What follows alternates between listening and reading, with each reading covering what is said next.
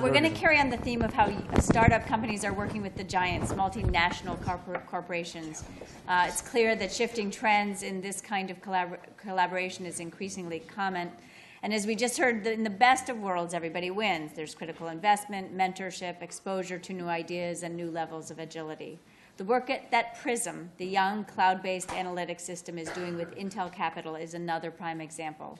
To give us a window into this kind of collaboration, we're joined by Mike Fogel, co-founder and vice president of engineering at Prism, and Lisa Lambert, vice president of Intel Capital and managing director of its software and services group.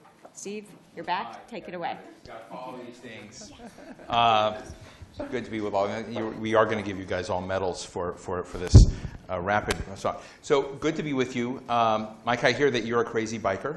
I am, yes. You love to. Does it have anything to do with your job at all? Haven't found a way to apply the Prism technology to bicycling yet. So tell us what Prism is before we talk about how you guys are rolling in Intel Cash. Tell us a little bit about what Prism does. The core concept behind Prism is to take a camera, which traditionally has been a collector of video data, and treat it as a sensor. So in this Internet of Things that we're moving to here, we're surrounded by collectors of data. And the cameras we have around us now, and the cameras we have on our phones, and the cameras we have every place we go to shop are all opportunities to collect data. So taking that, along with the huge install base that already exists of cameras, is quite an opportunity. But and what do those cameras do? I mean, they're good cameras. They're crappy cameras. Yep. They're cameras that do different things. So how do you guys synthesize that? So we'll take the video feeds that come off the cameras, and we'll, instead of just uploading that data to the cloud, we'll actually process it and try to collect useful information that a human might be interested in. For example, where we're seated right here would be interesting to know. Mm-hmm. And we'll take that data, we'll synthesize it, and we'll make visualizations. We'll provide analytics that allow a user to consume information about the space in a short amount of time. I see. Now, Lisa, you guys have been at Intel. Have you been with Intel for about a decade? 2 decades. 2 decades, but you've been with Intel Capital for about 10 years? 15 years. Yeah, 15 years, and so you've been placing bets. So we weren't just going to have Intel inside; we were going to have Intel outside. Yes. Right. So with money. Yeah. So tell us why. How the partnership grew with Prism. I knew you've been working with the CEO of Prism. We have a theory sometimes the CEOs are less interesting, that people are actually doing the work, so thank you for being here. No but tell us about that relationship and why you chose Prism. Yeah, so Intel's a strategic investor, so we're always looking for companies like Prism that are aligned with our operating businesses. He described an analytics platform, visualization platform, which by definition means it's compute intensive, right. Which by definition means Intel really loves it a lot. So we thought we'd give them a little money to help them do a little bit more of that.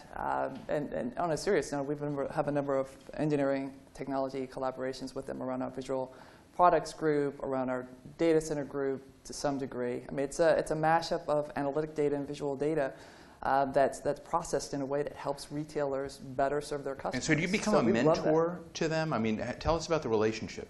Yeah, we do. I mean, the intent is that we help them optimize their technology, right?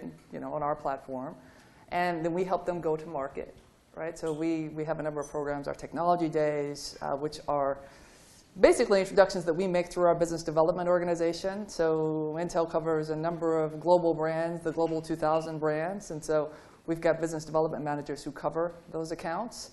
And we make introductions to our portfolio CEOs to help shorten the sales cycle for them, right? So if they can get into Johnson & Johnson, or if they can get into Best Buy or into Google or whomever that Intel Corporation has a relationship with decision makers that can help accelerate the process for getting a closed sale, then that's all good for them. So that's one vehicle, how we help them. We have our Global Summit, which is kind of a 3-day version of a technology day, where we bring in 200 of our executives at these global brands, and then another 200 of our portfolio companies. We've got over 400 in the portfolio. And we do matchmaking for 3 days. Wow. We also have some great speakers and such that come in, but it's largely a matchmaking session to facilitate customer and partner introductions for our portfolio CEOs. One of the things I was thinking about when we were putting this program together about the partnerships between a big firm, a small firm, sculpting a relationship and building that is, there's a cynical way to look at it that says sometimes big firms don't want to spend money in R&D and they just want to go buy it from some upstart outfit. Sometimes they want to buy their rivals off so they can go do that. I remember as a blogger, an independent blogger, trying to rip the throat out of mainstream journalism years ago. At that time, newspapers and magazines ripped us off, plagiarized. I mean, it was just awful and horrible until we got to a level of respectability that stopped happening. And then what began happening was the papers began buying the blogs, right? And so they kind of moved in, and they either, they co-opted all of us in a way, but it was also their R&D for figuring out what new media really meant. And so how much of it is buying off rivals or free riding on somebody else's R&D efforts, and how much of it is your own strategic guesswork? It's really more of the former than the latter than the former, right? I mean, our objective is to help advance Intel technology in a global ecosystem, and we believe that we can do that best by partnering with innovators like Prism Skylabs, who are disrupting their market. And there are millions of entrepreneurs that are out there disrupting multiple markets, and we can work with them, partner with them, make sure their solution is optimized for our platform, and then help them go to market and scale.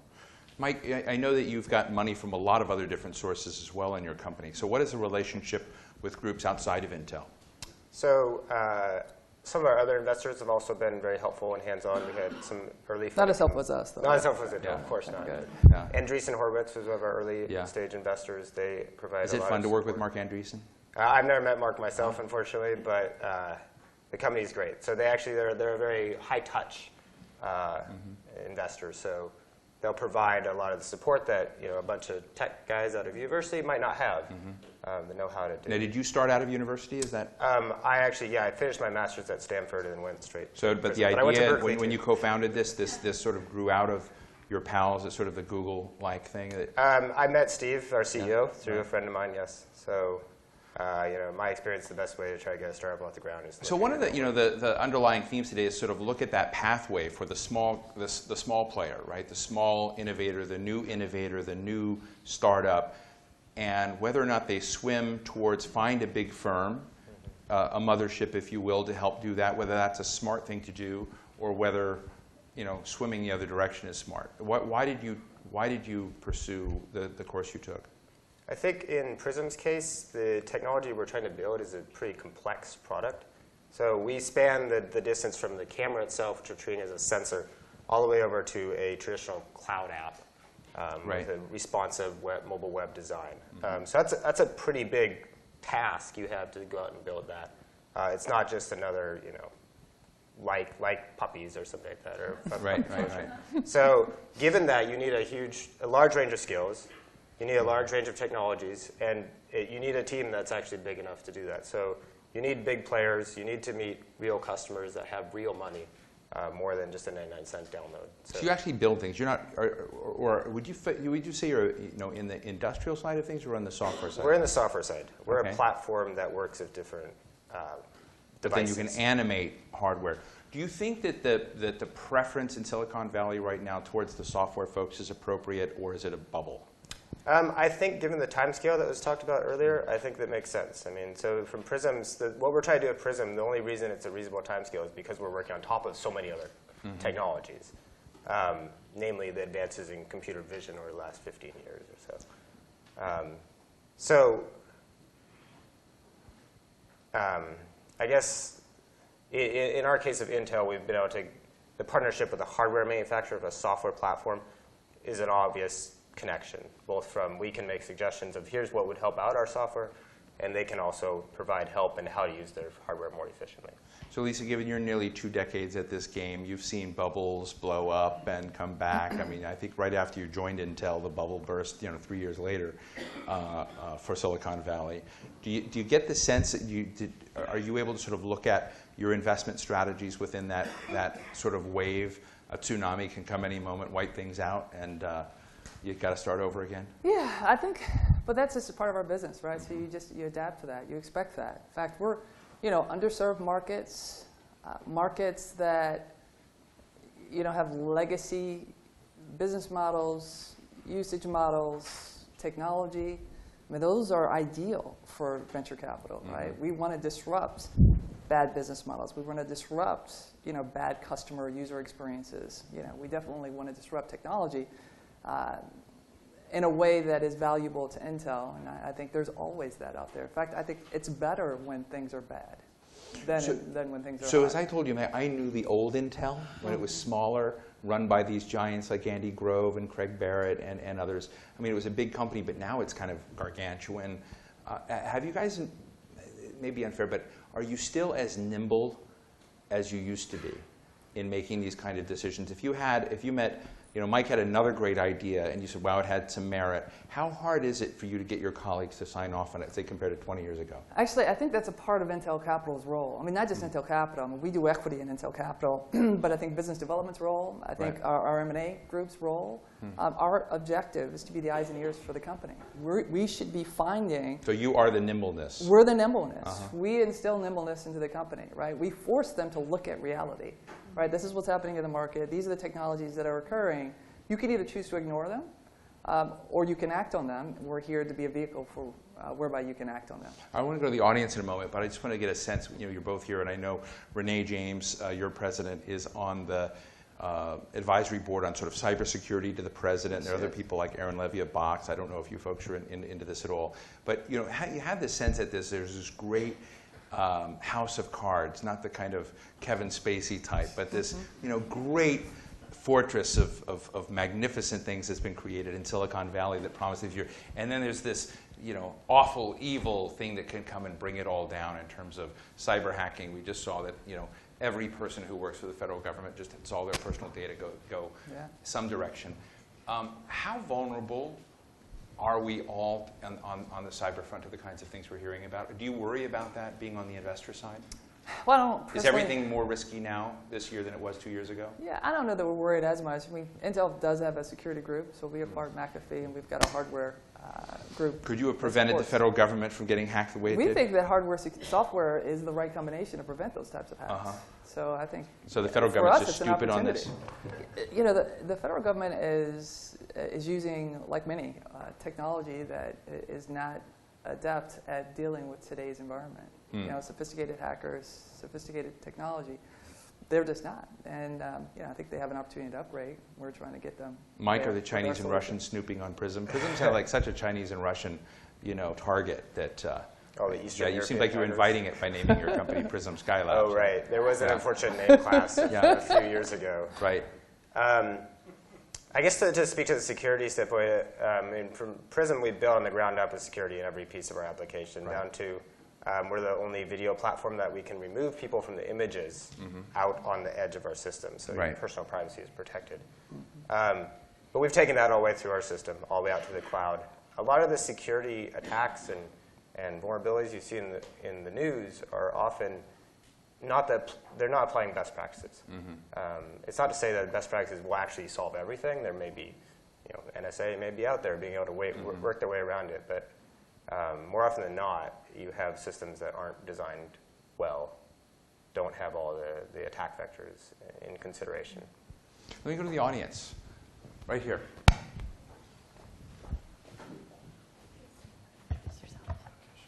Hi, Emmett Murphy, Nile Point. In a recent article by Mark Andreessen in The New Yorker, they spoke about their changing the dynamic for venture capital, particularly providing more support to startups. And it sounds like the relationship between Intel and Prism sounds very much in that model that Andreessen Horowitz has adopted. Do you think is that the trend in the Valley for some of the other major VCs, Greylock and others? Yeah. Lisa? Is it a trend in the Valley? They certainly have gotten a lot of attention. I'm not sure how other VCs are adopting the practices. I know they talk a lot more about value add and marketing and brand and image, whereas before that was kind of kept quiet. It was more discreet. It was expected, but it was more discreet. I don't know if others are adopting it, but I know that Intel has been doing this for 20 years, plus years, right? And we have the same operating infrastructure that all those firms tout having. For business development, for marketing, for finance, for events. I talked about a couple of events that we do regularly with our portfolio companies. So it's already a big operation, and we already do provide support, not just domestic but global. And we have a very large portfolio, over 400 companies, and we've invested on every continent. So I don't think anybody has the infrastructure and the ability to support their portfolio like we do. That's my view. How I'm much of your biased. investment is outside the Valley? You know, I went on this, many of you will know the name Steve Case. He was a co-founder of America Online, and he has a company called Revolution now. And most summers, he just had one of the trips last summer. We went on his Rise of the Rest tour. It's a big blue bus. You get a bunch of people. We went to Midwestern cities we went on startup crawls, and we met the innovators in these various places. And his thinking, I think his self-interested dimension of his thinking is that if you find a brilliant idea, a brilliant startup somewhere out there, you're going to get it at wholesale versus retail here. It will still eventually scale up. And so somehow building relationships, looking and kind of addressing the deficit in money flows to this area, he sees as a smart move. And there's a lot of enthusiasm for sort of breaking out of the Boston, New York, Silicon Valley, Bay Area oligopoly of dominating the money scene. So are you following the Boston, New York sign in the majority of your portfolio? Are you beginning to look at Des Moines and Kansas City and other places? Yeah, I mean, you'd be surprised. We've got companies in our portfolio from, Ohio, from, the middle of the country, central, north central, Iowa. We even have a company in Kansas, I believe, or we had one over the years. I was born in Kansas. Careful. Yeah, right? Yeah. So, I mean, this is the center, Yeah. right? This Even is not, Kansas. This is not coastal. Well, yeah, I know. No, I say even Kansas Yeah, too. So anything in the I get middle it. tends to not get Yeah, that kind of yeah. attention. But yeah, we've invested wherever there are good ideas. We don't think there's a geography limitation to good ideas. Uh-huh. So that's why we have a big team. This is why we're the largest investor It'd be in terms interesting of volume. if to ask Andreessen what of their portfolio is inside the valley and out. But if you were to restart your company today, would you start it in Silicon Valley, or would you go somewhere else? That's a good question, because as we've grown, our development team has become more and more dispersed as well. We've found talent outside the valley, and now we work. A number of folks work remotely. So being able to support the remote development team, I think, is the way to go. A number of companies have done this very effectively. I think Stack Overflow is one of them. Let me take one last question. Yes, right here. Oh, we'll get you two. Oh, Chris Stone. Hi. Hey, Yes, Chris. Stone. Hi. So I have a question for Lisa. What percentage of companies that Intel Capital invests in are actually, does Intel acquire? And are there other exit routes for Intel Capital companies? Do they ever get, subsequent rounds of funding elsewhere, or is it just entirely- dumped? Yeah. Yeah. We hope they don't. Great question, We Chris. hope they don't get dumped. I think the perception is that big companies who have equity groups acquire their portfolio. We tend to not do that very much. It's very rare. I mean, I've never done the math on it, but I'd say it's probably less than 5% for sure. And it's not because we don't think the companies are valuable. In fact, one of my companies was acquired by Intel just earlier this year, or the latter part of last year, a company called Basis Science. It's a sensor-based watch, a smart watch for fitness and health.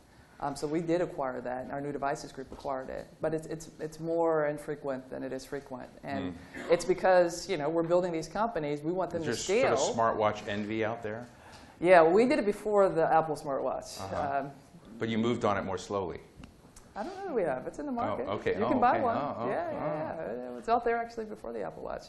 But our objective is to build great companies and have those great companies scale. And it's better to do that. We want these guys to be successful on their own right than it is necessarily to fill a gap in Intel's roadmap. I know we need to get you back to your car, and so we're going to close out now, and I apologize. We'll hold you for the first question. Okay, Yeah, we'll do you're that. okay? We'll do I'll that. pay I'm your all ticket right. if you I'm get all a right. ticket. He had his hand up. Parking here was terrible. Go ahead, yes.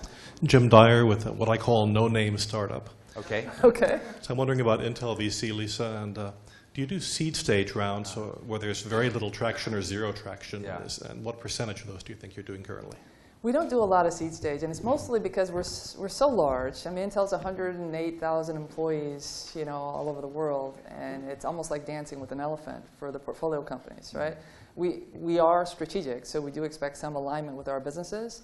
And if you're a 4-person seed stage company, it's really hard to do that. So we tend to look for expansion stage companies, just so that there's ability, without the portfolio companies becoming overwhelmed, to work with Intel. So that's the preference. Not because we don't like seed. We actually send a lot of our seed deal flow to our fellow travelers, syndicate partners, but we tend to invest at a later stage. So do you have colleagues in Intel Capital that are also out cultivating, picking partners to nurture along and mentor? Partners in terms of investing or Yeah. entrepreneurs? How many of you are there? Yeah, we actually have a syndicate program, a formal program whereby we syndicate deals with fellow travelers, Oh, I fellow see. VCs. So you syndicate It's about, deals, it's I about see. 50 venture capital I firms. just want to find out how well you were doing against your rivals inside Intel. So you've sidestepped my Oh, question how very well I'm cleverly. doing. No, Yeah. I'm doing great. It's Yeah. all good. Yeah, I've got a great So great your return is portfolio. really good. Yeah, it's actually Was 20, Prism one of if your- you want to one know, of it's yours? 23.4%. I Wow. know what my return That's a is. public number, 23.4%? That's my number, yes. Yeah, that's really good. That's great. So, and We don't was disclose those Prism numbers. Skylabs one of yours? Yes. Yeah, that's great. Yeah. Well, ladies and gentlemen, please thank Mike Fogel and Lisa Lambert. Thank you very, very much for joining us. Thank you, Steve. Thank you. Thank you.